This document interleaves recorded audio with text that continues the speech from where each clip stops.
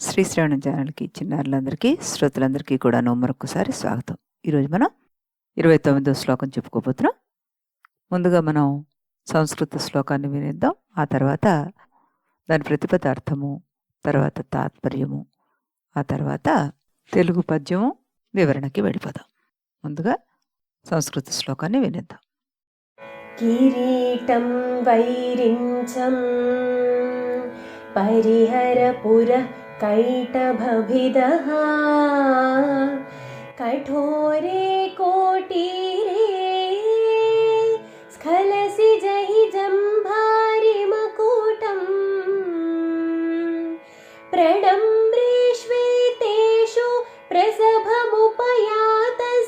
भवनं भवस्याभ्युत्थाने तव परिजनोक्तिर्विजयते.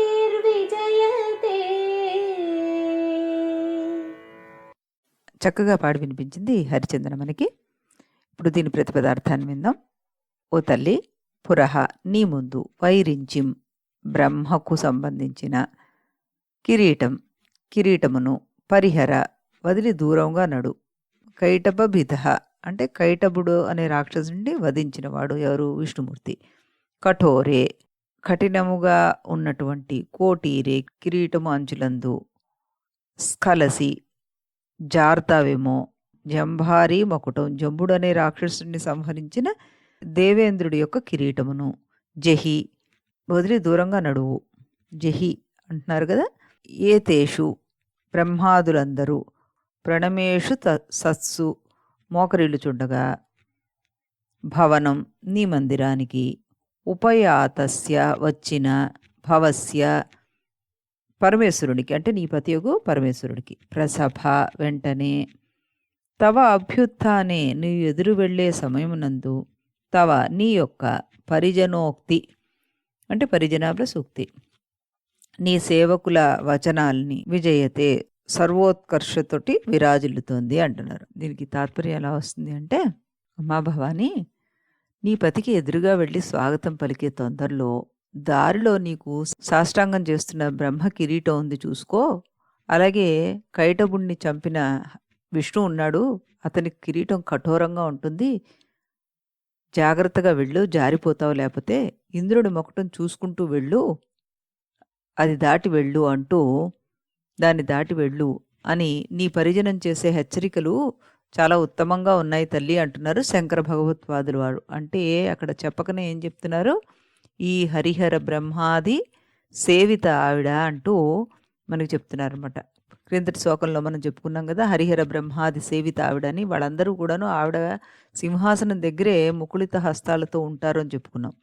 అదిగో ఈ అమ్మవారికి వాళ్ళందరూ అలా సాష్టాంగపడి నమస్కరిస్తున్నారట. అప్పుడు ఆ సమయంలోనే శివుడు వస్తున్నాడని తెలిసేసరికల్లా ఆవిడ లేచి ఆయన్ని ఎదుర్కొనడానికి వెళుతోందిట.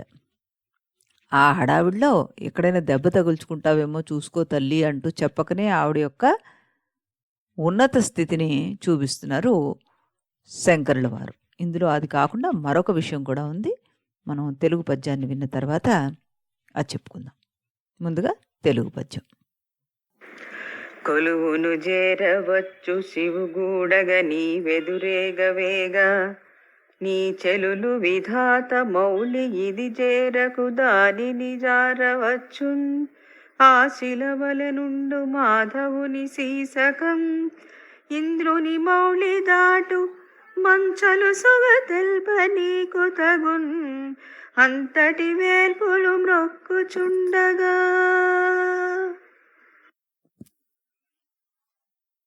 అనురాధ గారు చక్కగా ఈ పద్యాన్ని పాడి వినిపించారు మనకి. ఇందులో శాస్త్రి గారు కూడాను చాలా చక్కటి పదాలు వాడారు. మాధవుడు అంటూ విష్ణుమూర్తి గురించి చెప్పారు, అలాగే విధాత అంటూ బ్రహ్మ గురించి, ఇంద్రుడు, వీళ్ళందరూ కూడాను నీ సభామండపంలో నీకు సాష్టాంగ నమస్కారాలు చేస్తున్నారు. అదే సమయంలో నీ భర్త వచ్చాడన్న వార్త తెలిసి ఎదురు వెళ్ళడానికి నువ్వు హడావిడిగా వెళ్తున్నావేమో, జాగ్రత్తగా నడిచి వెళ్ళు తల్లి అంటూ పరిజనుల హెచ్చరికల గురించి చాలా చక్కటి సులువైన తెలుగులో రాశారు శాస్త్రి గారు. అందులోనే మణికిరీటాలు అవన్నీ కూడాను శిలల్లాగా కనబడుతున్నాయి అందులో అంటూ రాశారు. అమ్మవారి పాదాలు ఎంత సున్నితమైనవి అంటే ఆ మణులు, మాణిక్యాలు ఇవన్నీ కూడా ఆవిడకి గుచ్చుకుంటే పాదాలు కందిపోతాయేమో అన్నట్టుగా పరిజనులు ఆవిడని హెచ్చరిస్తున్నారట. ఇప్పుడు మనం విశ్లేషణలో కనుక వెళ్తే ఇందులో మొదటగా చెప్పుకున్నట్టుగా ఇక్కడ బ్రహ్మోపేంద్ర మహేంద్రాదులతోటి స్తుతించబడుతోంది అమ్మవారు అని చెప్పుకున్నాం. అంటే ఏమిటి? ఆవిడ ఆవిడ స్థితి ఏమిటి? ఆవిడ ఎలాంటి స్థాయిలో ఉన్నారు అన్నది అక్కడ చూపించారు ఆదిశంకరుల వారు మనకి. అంటే బ్రహ్మ, ఇంద్రుడు, ఉపేంద్రుడు అంటే విష్ణువు వీళ్ళందరూ కూడాను ఆవిడ సభలో ఆవిడకి సాష్టాంగ నమస్కారాలు చేస్తున్నారు. ఆవిడ ఎంత పూజనీయురాలో అక్కడ చెప్పబడింది. ఆవిడ పతి రాకని తెలుసుకొని సింహాసనంలోంచి గబగబా ముందుకు అడుగులు వేస్తోందిట. అంటే ఈ శ్లోకంలో దేవి యొక్క పతి భక్తిని లేదా పతి మీద ఉన్న వాత్సల్యాన్ని మనకి తెలియజేస్తున్నారు శంకరుల వారు. అందరి చేత పూజించబడే ఆవిడ తన భర్త రాగానే ఆ మహాపూజ్య సాధారణ స్త్రీ వలె తన భర్తకి ఎదురేగడానికి గబగబా అడుగులు వేస్తోంది అని ఇక్కడ చెప్తున్నారంటే ఆవిడలో ఉన్న సాధ్వీ గుణాన్ని ఇక్కడ చూపిస్తున్నారు శంకరుల వారు.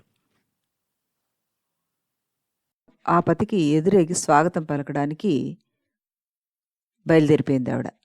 అంటే అక్కడ ఆవిడ పతిభక్తికి నిదర్శనం కనబడుతుంది మనకి. లలితా సహస్రనామంలో సదాశివ పతివ్రత అన్న నామాన్ని అన్వయపరుచుకోవచ్చు అనమాట.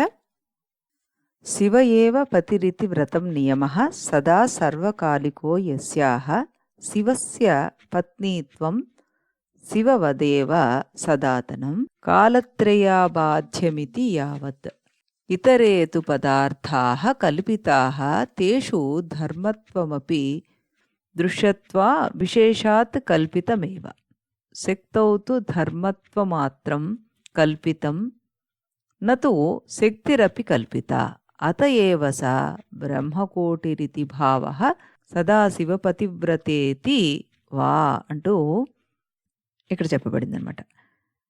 శివుడే భర్త అని రత నియమం కలిగింది ఆవిడ. ఎల్లప్పుడూ ఎల్లకాలంలో శివుడినే పతిగా కలగది. శివుడి వల్లే శివపత్నిత్వము ఎల్లప్పుడూ ఉండేది. 3 కాలాల్లో 3 కాలాల చేత కూడా అది బాధింపబడినది అని అర్థం అనమాట. శివుడితో కూడి ఆవిడ భూత భవిష్యత్తు వర్తమానాలందు ఉంటుంది.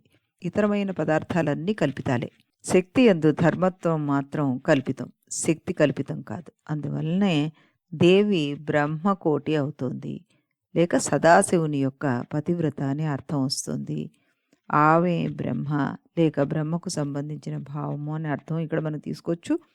దేవికి గల పరాహంతృత్వం తప్ప ఇతర ధర్మములు కల్పితాలే కానీ దేవి కల్పితం కాదు అంటూ ఆవిడ నిరపాధికమైన పరబ్రహ్మ అనే భావాన్ని కూడాను అంతర్లీనంగా మనకి ఇక్కడ చెప్పుకుంటూ వచ్చారు. శివుని యందు జీవితం వ్రతంగా కలిగింది కాబట్టి ఆవిడ సదాశివ పతివ్రత అయింది. శివునితోటి పూర్తిగా అన్ని విధాల అనుబంధాన్ని సంబంధాన్ని కలిగి ఉంది అమ్మవారు, రూపంలోనూ నామంలోనూ అన్నిట్లోనూ. అందుకే ఆవిడ సదాశివ పతివ్రత అన్న నామం కలిగింది. ఈ సదాశివ పతివ్రత నామాన్ని మనం ఇక్కడ ఎందుకు చెప్పుకున్నాం అంటే, ఇంతమంది చేత పూజించబడుతున్న ఆవిడ ఆ సింహాసనాన్ని వదిలేసి అయ్యవారి కోసం గబుక్కున లేచి గబగబా అడుగులు వేస్తూ వెళ్తోందిట. మరి అలాంటి ఆవిడికి ఈ పరిచారకులందరూ కూడాను, అమ్మా నువ్వు ఇంతమందితో పూజించబడుతున్న దాన్ని వాళ్ళందరి కిరీటాలు నీకు తగులుతాయేమో అంటూ ఆపారు అని మనం చెప్పుకున్నాం. ఈవిడ మహత్యాన్ని ఇక్కడ చెప్పడమే కాకుండా ఆవిడ యొక్క పాతివ్రత్యాన్ని కూడా మనకిక్కడ శంకరుల వారు ప్రస్తావించారు అని చెప్పుకోవచ్చు మనం. ఇకపోతే మనకి దీనికి వచ్చే యంత్రం గురించి తెలుసుకుందాం మనం. దీనికి యంత్రం చెప్పుకుంటే మనం అది షట్కోణ త్రిశూల షట్క సహితము క్లీం బీజయుక్తము ఎప్పుడు చెప్పుకున్నట్టుగానే మనం ఇది గురుముఖత నేర్చుకోవాల్సిన విద్యగానే గుర్తుపెట్టుకుంటూ మనంతట మనం ప్రాక్టీస్ చేయకుండా ఉండడమే మంచిది అన్నమాట. రేపు 30వ శ్లోకంతో కలుద్దాం. అంతవరకు సెలవు.